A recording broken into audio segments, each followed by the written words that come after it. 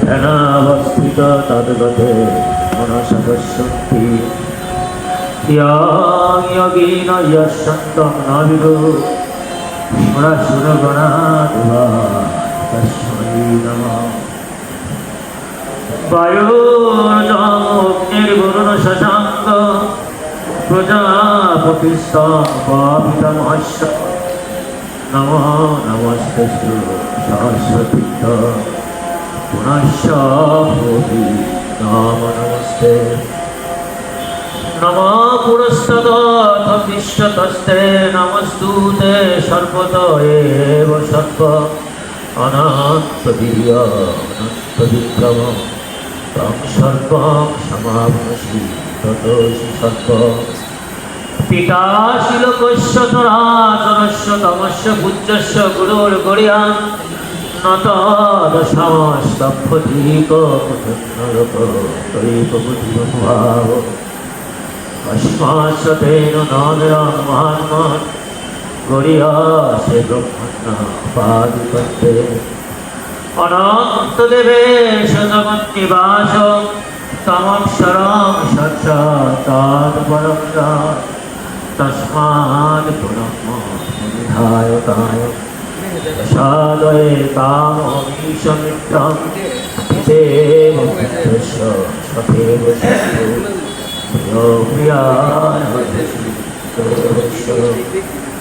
तमादिदेव पुरुषपुराण तमस्य विश्वस्य वरं निधानं व्यक्ता शिवेत्वं च वरं सुधा तया तथा विश्वमनन्तर्वम् तमक्षरं परमं वेदितव्यं तमस्य सनातनस्तं गुरु सुषमतमे ॐ तद्विष्णुं परमं पदं सदा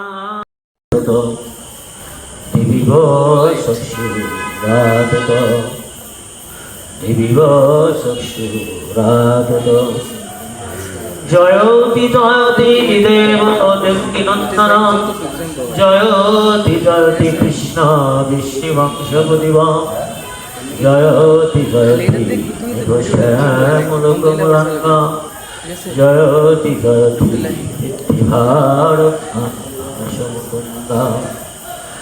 वसुदेवसुतं देवं कंसचाणूरमर्दनं देवकी परमानन्दं कृष्ण जगद्गुरु नमस्कार अष्टांग सकल दूरित ध्वंसन बटु कृतं नित्यं गीतं स्थितिरभिकान्तयसि तव कृत्यै भ्वादमपि च दासस्तव विभो कृतं सिद्धं पूर्णं कुरु कुरु नमस्तेस्तु राधामाधव नमस्कार कृष्ण चैतन्य नित्यानंद महानित गौड़दय पुष्पवंत चित्रछंद तावंत अनर्पित चरित्रा करुणायावतीर्ण कलो समर्पयतुमुन्नत जलरसान् भक्तिस्य हरे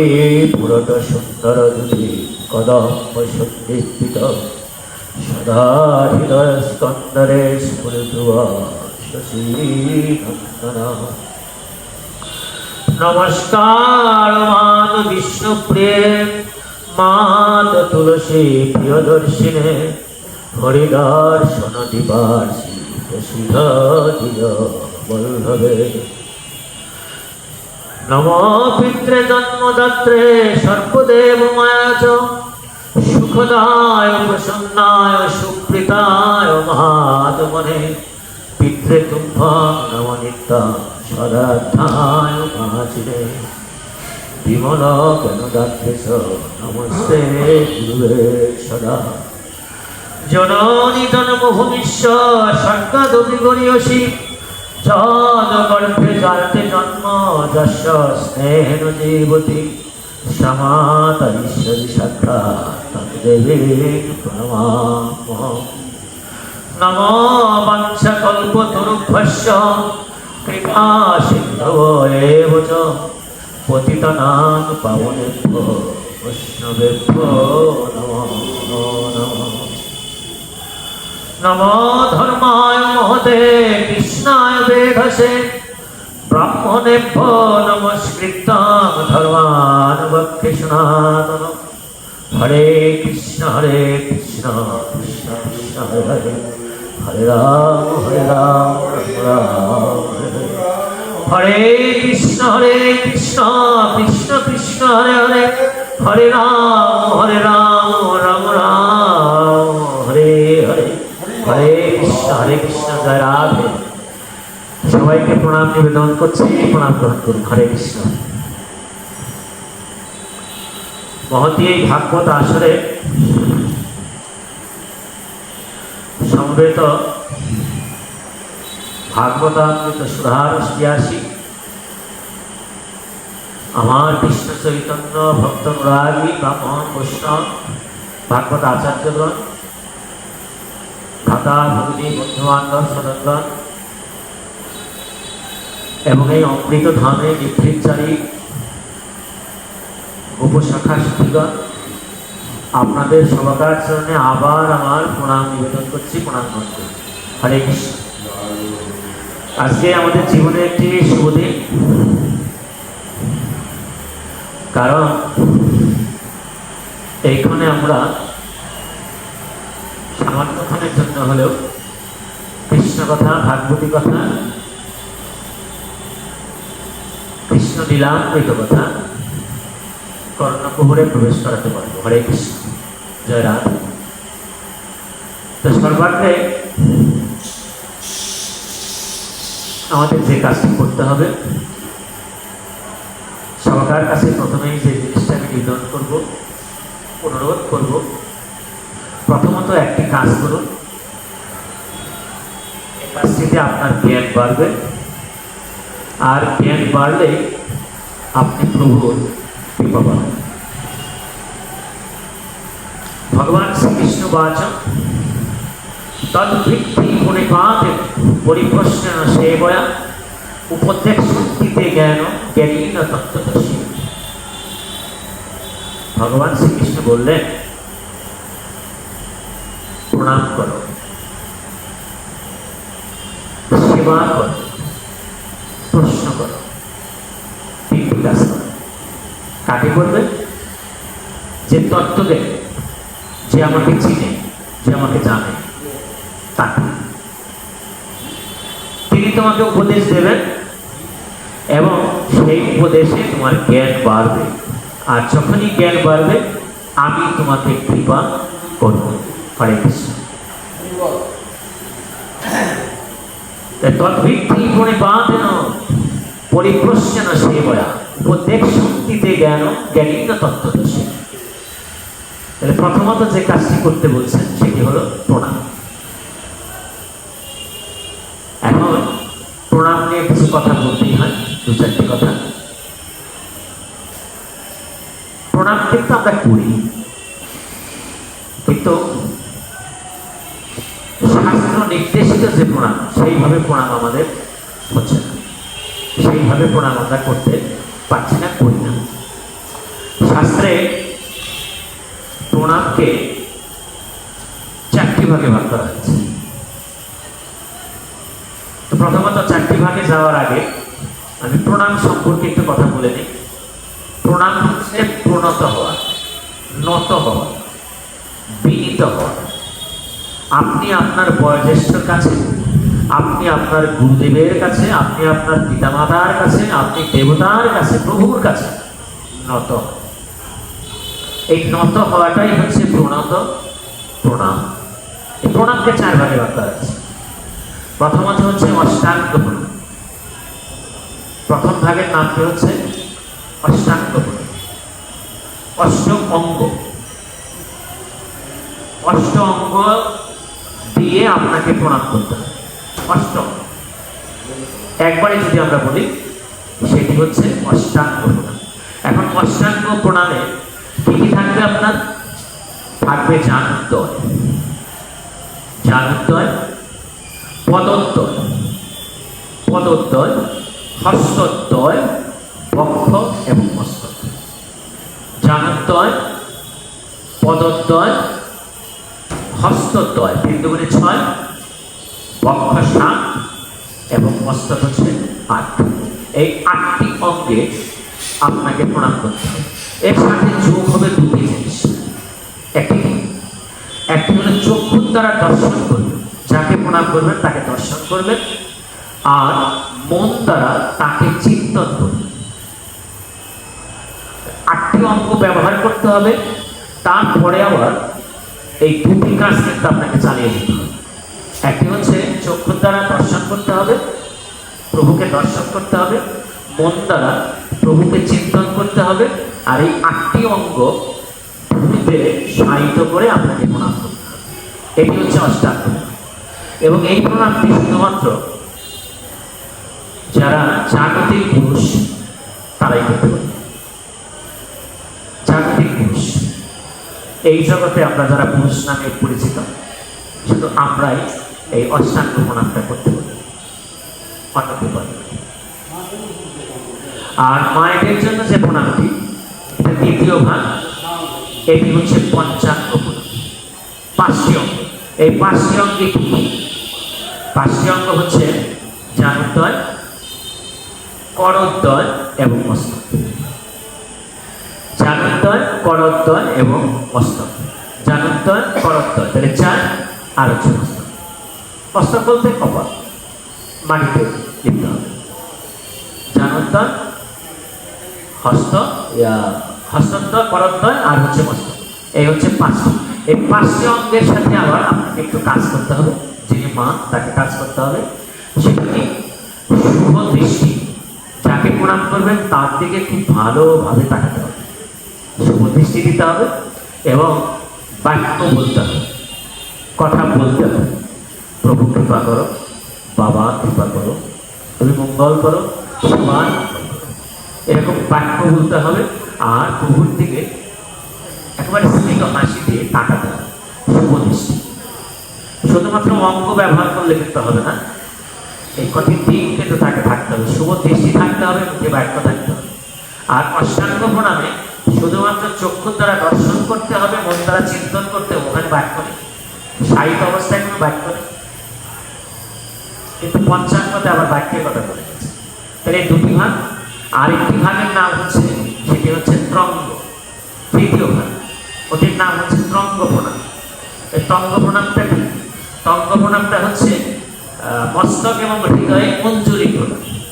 মস্তক এবং হৃদয়ে, এই যে অঞ্জলি প্রণাম, এভাবে মস্তকে এবং বক্ষে, এটাকে বলে অঞ্জলি প্রণাম, ত্রঙ্গ প্রণাম। এটির নাম হচ্ছে ত্রঙ্গ প্রণাম। এই হলো 3 ভাগ। আরেকটি ভাগ, 4র্থ ভাগ, সর্বশেষ ভাগ। এই 4র্থ ভাগের নাম হচ্ছে মানস প্রণাম। মানস, মনোজাত। ধরুন আপনি যানবাহনে কোথাও যাচ্ছেন, আশেপাশে কোনো মন্দির পড়ে গেল বা কেউ পড়ে গেল, কোনো গোসাই ব্রাহ্মণ গুরুদেব পড়ে গেল, আপনি ওখান থেকে আপনার মনে মনে আপনি প্রণাম করবেন। এটি হচ্ছে মনজাত প্রণাম, মানস প্রণাম। তাহলে প্রণামের 4টি ভাগ: অষ্টাঙ্গ, পঞ্চাঙ্গ, ত্রঙ্গ এবং মানস প্রণাম। কিন্তু একটি প্রণাম কিন্তু আমাদের শাস্ত্রে নাই, যেটি নাকি এখন চলছে। সেটি হলো এক হাত দিয়ে মন্দির দেখলে এক হাত দিয়ে যেটি, আঙ্গুল দিয়ে যেটি, এই প্রণামটি কিন্তু আমাদের শাস্ত্রে নেই। এবং এটি করলে প্রণাম তো হবেই না, সুভাশিস তো পাওয়া যাবেই না, ক্ষতি হবে কিনা আমি তা জানি না, কিন্তু শাস্ত্রে এই প্রণাম, যে প্রণামটি এখন চলছে। আরেকটি ব্যাপার হচ্ছে, প্রণামের আরেকটা মুখ্য দিক আছে। ও পঞ্চাঙ্গ প্রণাম কিন্তু শুধুমাত্র নারীরা করতে পারবে, এটা পুরুষ করতে পারবে। 5টি অঙ্গ দিয়ে। এখন কোনো আসরে আমরা দেখি, কোনো আসরে গিয়ে আমার মায়েরা সাহিত্য হয়ে অষ্টাঙ্গ প্রণাম করে। এটি শাস্ত্রসম্মত নয়, এটি বিধিবিদ্ধ নয়, এটি শুদ্ধ নয়। আবার পঞ্চাঙ্গ প্রণাম যদি কোনো পুরুষ করে, সেটাও শাস্ত্রসম্মত না, সেটি শুধুমাত্র নারীদের জন্য। দুটি কিন্তু, অষ্টাঙ্গ একদম পুরুষের জন্য, আর পঞ্চাঙ্গ শুধুমাত্র নারীদের জন্য। আর ত্রঙ্গ প্রণাম এবং মানসজাত প্রণাম, সেটি নারী পুরুষ উভয়, নারীও করতে পারবে পুরুষও করতে পারে। মানে তরঙ্গ হচ্ছে অঞ্জলি গুলো, বক্ষস্থলে অঞ্জলি রেখে অথবা মস্তকে এটি, আর মন জাতি এটা পুরুষও করতে পারবে নারীও করতে পারবে। যদি আপনি বিশ্ব শক্তি সামনে পান, বিশ্ব শক্তি, কৃষ্ণ, গোপাল, নারায়ণ, বিষ্ণু, এদের যদি প্রণাম করেন তাহলে আপনি এদেরকে বামে রেখে প্রণাম করবেন, এদেরকে বামে রাখবেন, বাম হাতে রাখবেন, প্রণাম করবেন, বামে রেখে প্রণাম করবেন। এখন এইখানে যদি কেউ প্রণাম করতে চায় তাহলে আমাকে বামে রেখে, মানে ভাগবতকে বামে রেখে প্রণাম করতে হবে, বামে রেখে। অনেকে ভক্তবৃন্দকে প্রণাম করে ভগবান কৃষ্ণকে এদিকে বামে রেখে, এদিকে প্রণাম করবে, এদিকে চলবে, এদিকে পূব থেকে মস্তকে বামে, হ্যাঁ বামে না, পশ্চিম থেকে বামে রেখে প্রণাম করতে হবে, এদিকেও বামে রেখে প্রণাম করতে হবে। তাহলে বিষ্ণু শক্তি না সব হচ্ছে বামে রেখে প্রণাম। আর শিব শক্তি, শক্তি বা শিব শক্তি, এদেরকে সবসময় ডানে রেখে প্রণাম করতে হবে।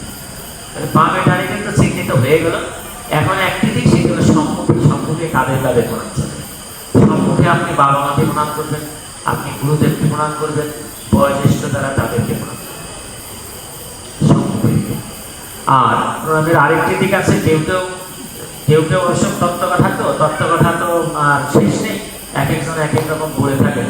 তবে আমাদের শাস্ত্রে যেটি বলছে তত্ত্বকথা, সেটি হচ্ছে আপনি যখন প্রণাম করবেন সামনাসামনি গুরুদেবকে অথবা বাবা মাকে অথবা বয়োজ্যেষ্ঠকে, তখন আপনি আপনার ডান হাত দিয়ে ওনার ডান চরণ, বাম হাত দিয়ে ওনার বাম চরণ, বুড়ো আঙ্গুলের পাশে চরণটা স্পর্শ করবে, হালকা স্পর্শ করে তারপরে একত্রে করে প্রণাম করবে।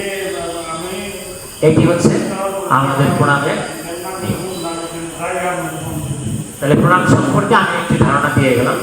প্রথমত প্রণাম করুন। এই প্রণামটি কেন করতে বলেছেন? প্রণামটি করতে বলেছেন এই অর্থে, প্রণাম মানে প্রণত, নত হওয়া ভগবানের কাছে, দেবতার কাছে, জ্ঞানী তাত্ত্বিকের কাছে। যখন আপনি নত হবেন তখন কিন্তু সে আপনাকে উপদেশ দেবে, আর উপদেশে আপনার জ্ঞান পাবে। জ্ঞান, এখন বলতে পারেন যে জ্ঞানটা কি হবে, জ্ঞানটা কি? শাস্ত্রে কিন্তু জ্ঞানেরও একটা সংজ্ঞা দেওয়া আছে। শাস্ত্রে আমাদের গীতায় জ্ঞান কোনটি বলা হয়েছে? জ্ঞান মানে কিন্তু এই একাডেমিক শিক্ষায় শিক্ষিত হলে জ্ঞান হওয়া যাবে না। জ্ঞান সেটি যার দ্বারা সর্বভূত এবং শিব আত্মা অভিন্ন বোধ হয়, যার দ্বারা সর্বভূত এবং শিব আত্মা অভিন্ন বোধ হয় এবং তৎপর বোধ হয় যে সেই আত্মা ভগবানেরই সত্তা এবং ভগবানই সবকিছু। তার মানে বিষয়টা ধরো এই যে যখন আপনি সর্বভূতে আপনার আত্মাকে দেখতে পাবেন অথবা সর্বভূতে আপনার শিব আত্মা এবং সর্বভূত একই রকম মনে হবে এবং সব কিছু ভগবানের অংশ বলে আপনি মনে করবেন, ভগবানের সত্তা বলে আপনি মনে করবেন এবং সব সত্তাই সব কিছুই হচ্ছে, সব কিছুর মূলেই হচ্ছে ভগবান। যদি এই ধারণাটি আপনার ভিতরে আসে তবেই আপনি মনে করতে পারবেন যে আপনার জ্ঞানোদয় হয়েছে, আপনার জ্ঞান হয়েছে বা কারণ জ্ঞান হয়েছে। আর যখনই জ্ঞান হবে তখনই তাকে জ্ঞান বলব। আর যখন তার জ্ঞান হবে তখন একটা শ্লোক আছে, যদি মানে যখনই কোনো ব্যক্তির জ্ঞান হবে তার কাছ থেকে আপনি এই কটি জিনিস দেখতে পাবেন, একদম চাক্ষুষ প্রমাণ পাওয়া যায়। কি কি? মাতৃবৎ প্রদান, সে সমস্ত স্ত্রী জাতিকে, সমস্ত মাকে মায়ের মতো, সমস্ত নারীকে যাকে দেখবে তাকে মা বলে মনে করবে। মাতৃবৎ পরদারেশ পরদ্রব্যেষু লষ্টবৎ, পরদ্রব্যেষু লষ্টবৎ। এখানে আমার একটা কথা আছে, অনেকে এই ব্যাপারে প্রশ্ন করে পরদারেষু মাতৃবৎ, তাহলে আমার যিনি সহধর্মিণী, আমার যিনি স্ত্রী, তাকে কি জ্ঞানে করবো? আপনি যখন জ্ঞানী হবেন হরে কৃষ্ণ, তখন তাকেও কখনো কখনো মা বলেই মনে হয়। যেমন রামকৃষ্ণ পরমহংসদেব সারদা দেবীকে মা বলে ডাকতে দিচ্ছে, এটা একটু অন্যরকম কাহিনী, একটু বড় মা বলে ডাকতে দিচ্ছে। অবশ্যই এটি যতক্ষণ পর্যন্ত আপনার জ্ঞানের প্রসারতা না আসবে ততক্ষণ এই বিশ্বাস জন্ম নেবে না। আমার ভিতরে এই আবার কেমন কথা, কেমন উল্টা পাল্টা কথা। ধামিনী কামিনী জননী, ধামিনী কামিনী জননী, রমণী, এরকম বহু নাম আছে নারী। কখনো সে ধামিনী, কখনো সে রমণী, কখনো সে কামিনী, কখনো সে জননী, এরকম নাম আছে। কখনো সে নারী, কখনো সে সহধর্মী, বহু চিত্র নারী। একই রূপে বহু রূপ এই নারীতে, বহু রূপ। কখনো সে জননী রূপে আছে, কখনো সে কামিনী রূপে আছে, কখনো রমণী রূপে আছে, কখনো সহধর্মিনী রূপে আছে। আর যখন নিয়ে আসলেন তখন তো বহু রূপে আছে। এখন মাতৃমত পরদানে পরদ্রব্যে সুলস্ত্রবল, অন্যের জিনিসপত্র, অন্যের ধন সম্পদকে আপনি রাস্তার ঢিলের মতো মনে করেন যখন আপনি জ্ঞানী হন। আর কি আত্মবদ সর্বভূতেশ, পৃথিবীর সমস্ত সৃষ্টিকে, সমস্ত ভূতগণকে, সমস্ত জীবকে আপনি নিজের আত্মার মতো মনে করেন। আত্মবৎ সর্বভূতেশ পশ্যতি সজ্ঞানী না সপন্ডিত। এইটি যারা দেখবেন, মনে করবেন, ভাববেন, তিনি হবেন জ্ঞানী, তিনি হবেন পণ্ডিত।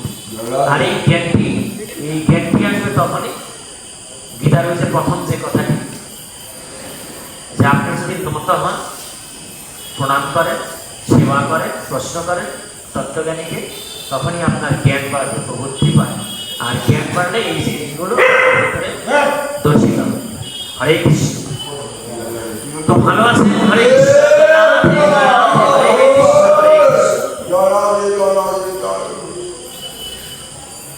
যেমন আছে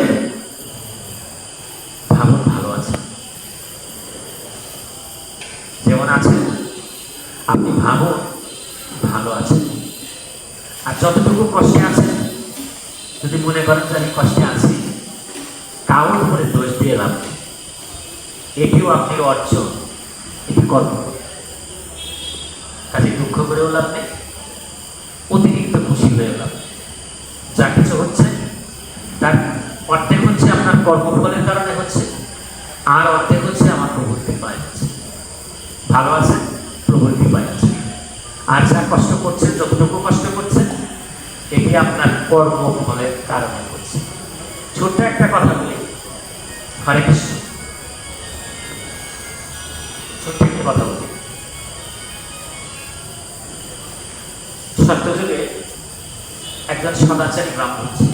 দাদা, সদাচারী একজন ব্রাহ্মণ ছিল, বেদজ্ঞ ব্রাহ্মণ, শাস্ত্র পণ্ডিত। কিন্তু তার দুঃখ ছিল একটি, দিনানে দীক্ষা আনে। মানে কি? কিভাবে আনে? মাধুকরী করে আনে। এই 5 বাড়ি বা 7 বাড়িতে গিয়ে দাঁড়ায় মৌন অবস্থায়, যা দেয় তাই নিয়ে বাড়িতে আসে। বাড়িতে এসে রন্ধন করে প্রভুকে নিবেদন করে সেই প্রসাদ ব্রাহ্মণ এবং ব্রাহ্মণী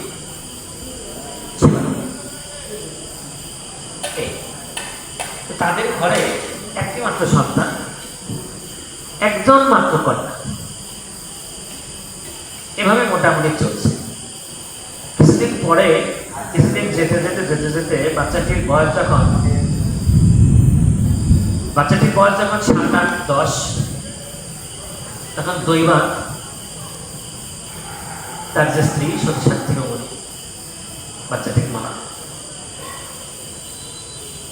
প্রভুর পদে স্থান দেহত্যাগ করে। তাহলে সংসারে হয়ে যায় শুধুমাত্র কন্যাটি এবং বাবা।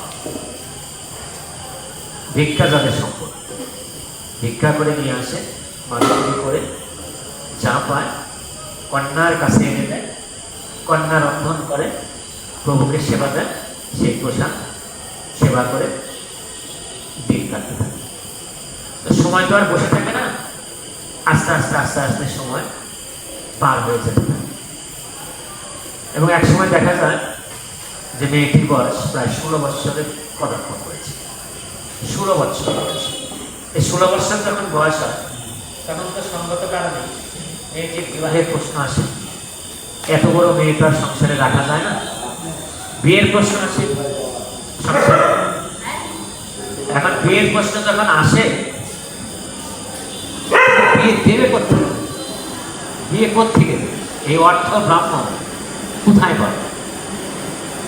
ব্রাহ্মণ একদিন রাত্রে বসে খুব ভাবছে, তাহলে আমি কি কারোর কাছে হাত পাতবো? বলছে না, আমি কারোর কাছে ভিক্ষা করবো না, ভিক্ষা করবো না, কারোর কাছে ভিক্ষা করবো না, বরঞ্চ আমি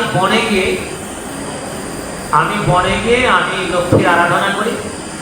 লক্ষ্মীর আরাধনা করে যদি লক্ষ্মীকে সন্তুষ্ট করতে পারি, তাহলে লক্ষ্মীর কাছ থেকে একটা বর পাবো, ধন সম্পদ পাবো, তাই এনে আমি আমার কন্যাকে দিয়ে দিই। এই কথা বলে ওই রাত্রেই ব্রাহ্মণ পাখি ত্যাগ করে কোনো এক বনে গিয়ে লক্ষ্মীর তপস্যায় বসে গেছে। এই তপস্যা করতে করতে করতে করতে 2 মাস 3 মাস 6 মাস পার হয়ে গেছে। লক্ষ্মীও আসতেছে না, সেও বাড়িতে আসতে পারছে। আর এদিকে বাটিতে যে কন্যাকে রেখে গেছে, গ্রামবাসী ভাবলো এই ষোড়শী মেয়ে একা একা বাড়িতে থাকে, একটা বিধি ব্যবস্থা করতে হয়। আর এর বাবা তো ফিরবে না, কোথায় চলে গেছে, হয়তো নাই উদ্দেশ্য হয়ে গেছে, হয়তো মারা গেছে, হয়তো অন্য কোথাও চলে গেছে। তাহলে এই কন্যাটিকে তো এইভাবে রাখা যায় না, তাহলে আমরা একটা ব্যবস্থা করি। এখন গ্রামের থেকে, সব গ্রামেই তো ভালো লোক আছে, গ্রামের থেকে চাঁদা তুলে মেয়েটি বিয়ে দিয়েছে।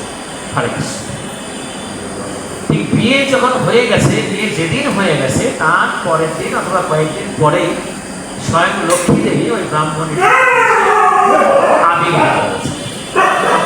ব্রাহ্মণের নিকট আবির্ভূত হয়েছে, সে বলছে, বাবা, হে ব্রাহ্মণ, তুমি আমার আরাধনা করেছো, তোমার আরাধনায় আমি সন্তুষ্ট হয়েছি, তুমি এখন বলো আমার কাছে কি চাই। মা, তুই এসেছিস, আমি তোর কাছে কিছু চাই। আমার ঘরে আমি একটা মেয়ে রেখে এসেছি, 16 বছর, তাকে বিয়ে দিতে, তার বিয়ের যে খরচ, সেই খরচটা তুই মা আমাকে ব্যবস্থা করে, আমি তোর কাছে আর কিছু চাই। লক্ষ্মী দেবী হেসে বলছেন, ব্রাহ্মণ, তোমার মেয়ের বিয়ে হয়ে গেছে, গ্রামবাসী চাঁদা তুলে তোমার মেয়ের বিয়ে দিয়ে দিয়েছে, এখন তুমি বর চাও, কি চাও? তখন ব্রাহ্মণ বলছেন যে বিয়ে হয়ে গেছে, বিয়ে যদি হয়ে যায় থাকে, তাহলে আমি তোমার কাছে কিছু চাই, আমি আর কি চাও? আমার কাজ চাওয়া না, তুমি বর চাও, তুমি 1 বছর, প্রায় 1 বছর আমার আরাধনা করেছে, আমি সন্তুষ্ট হয়েছি, আমি কি তোমাকে কিছু না দিয়ে যেতে পারি?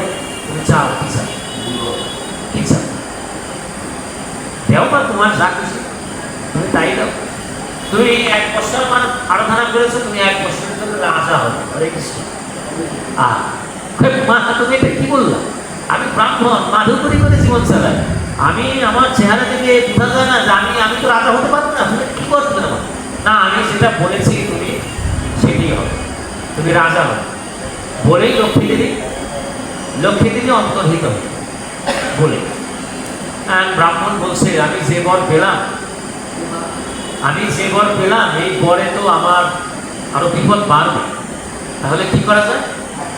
আমি আত্মহত্যা করি।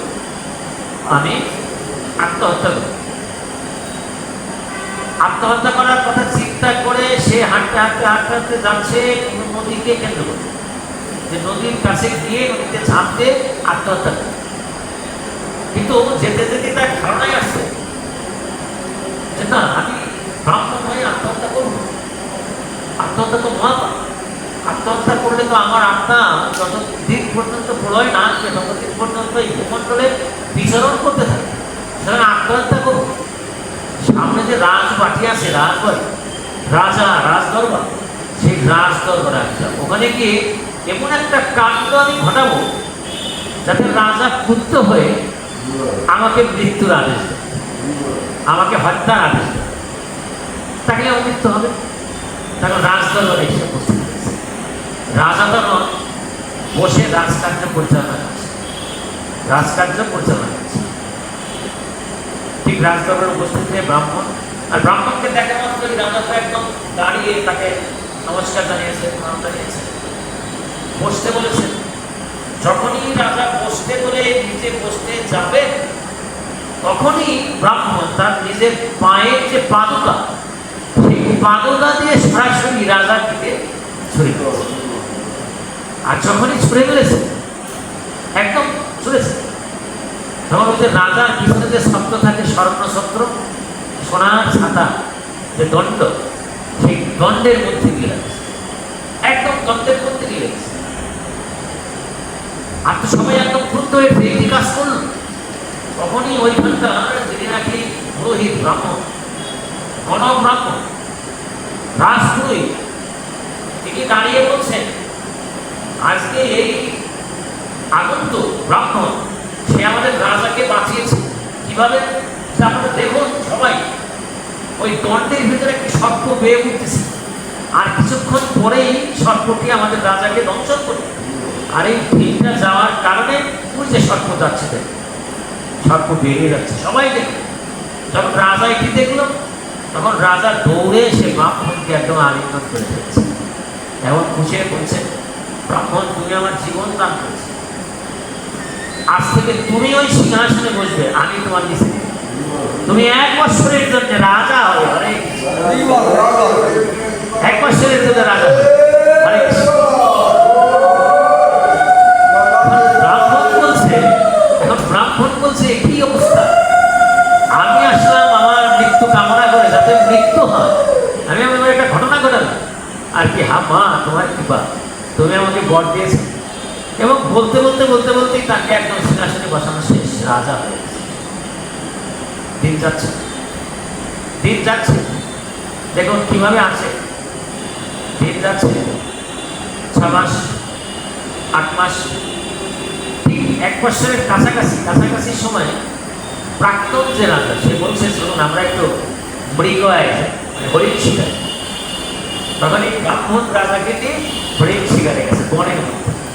তো হরিণের কিছু শুনতেছে, কিন্তু কোনো হরিণ পাচ্ছে না, তো ঘুরতে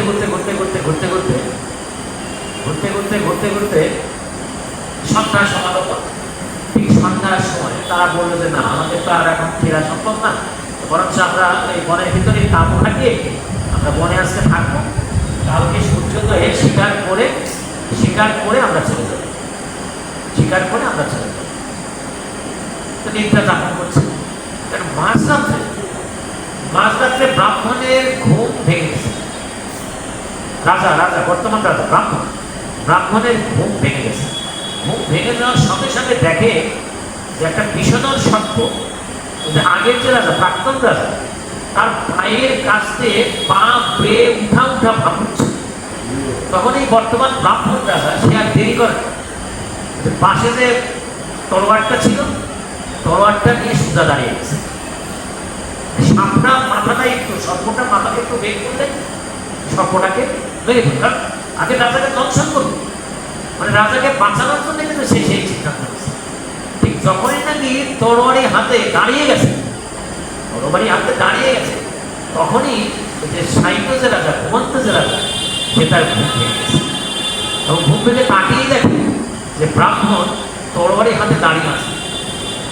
তার বোধ হয়ে গেছে, আরে এই বনের মধ্যে, গহীন বনে আজকে একাকী পেয়ে এই ব্রাহ্মণ লোভ সামলাতে পারছো না। তোমাকে আমি 1 বছরের জন্য রাজা বানিয়েছি, আর তুমি আমাকে হত্যা করে সারা জীবনের জন্য রাজা বানিয়েছি। তোমাকে আমি এই জন্য রাজা বানিয়েছিলাম, তুমি আমাকে হত্যা করতেছ। তোমার এই ব্রাহ্মণ বলে না, আমি আপনাকে হত্যা করতে চাচ্ছি না, দেখুন আপনাকে একটি সাপ, নিজেই মাত্র সাপ, তুমি মিথ্যা বলছো, কোথায় সাপ, কই সাপ, মানে সাপ প্রকার করে চলে গেছে, তো ঠিক আছে, তুমি আমাকে হত্যা করতে উদ্যত হলে তোমাকে আর রাখবো না, আজ থেকেই তোমার দায়িত্ব শেষ। ধান ধরে ওই রাত্রেই তাম্বু থেকে বের করে দিই। ব্রাহ্মণ বেরিয়ে হাসতে হাসতে বলে, আমা তোমার কৃপা, তুমি রাজাও বানালা, আবার পথের ফকিরও বানালা, সবই আমার কর্মেছে। এই কর্মফল কিভাবে আসে? কর্মফল আপনি পাবেনই, প্রারব্ধ কর্ম, আপনি যা করেছেন, যা আপনার কপালে লেখা আছে, আপনি কিন্তু সেটি ভোগ করতেই হবে। এটি লঙ্ঘন করার কোনো রকম কোনো উপায় নেই, শাস্ত্রে নেই, বেদে নেই, কোথাও। এবং ভগবান নিজেও বলছেন যে তোমার কর্মফল, প্রারব্ধ ফল, তোমাকে ভোগ করতেই হবে। কখনো কখনো সেটা সীমিত হয়ে আসে, কখনো কখনো সেটি কমে আসে, কিন্তু একেবারে যে নাই প্রারব্ধ কর্ম ফল ভোগ করতে হবে না, তা কিন্তু এই ব্যবস্থা কিন্তু আমার সবাই ভগবান করে না। দেখিনি শাস্তি পাওয়া যাচ্ছে কর্মফল। কথাটা হলো কি, আপনি যেভাবে আছেন ভালো আছেন, আর যতটুকু কষ্টে আছেন আপনি মনে করুন যে কর্মফল। মন খারাপ করবেন না, কষ্ট যত কেটে যায় ততই মনে করবেন যে সামনে আপনার ভালো আছে। রাত যত গভীর হবে প্রভাত তত কাছে, সূর্যোদয় তত কাছে। সুতরাং কষ্টে পড়ে বিভ্রান্ত হবেন না, কষ্টে পড়বেন মানে ভগবানের কাছে আরো কৃপা ভিক্ষা করবেন যে প্রভু তুমি আমাকে কৃপা করেছে, আমার যে কর্মফল সেটি কেটে যাচ্ছে, আমি কিছুদিন পরেই আমি তোমার চরণ লাভ করব, আমি কিছুদিন পরেই তোমার কৃপা। হরে কৃষ্ণ, জয় রাধে। সর্বে ভক্ত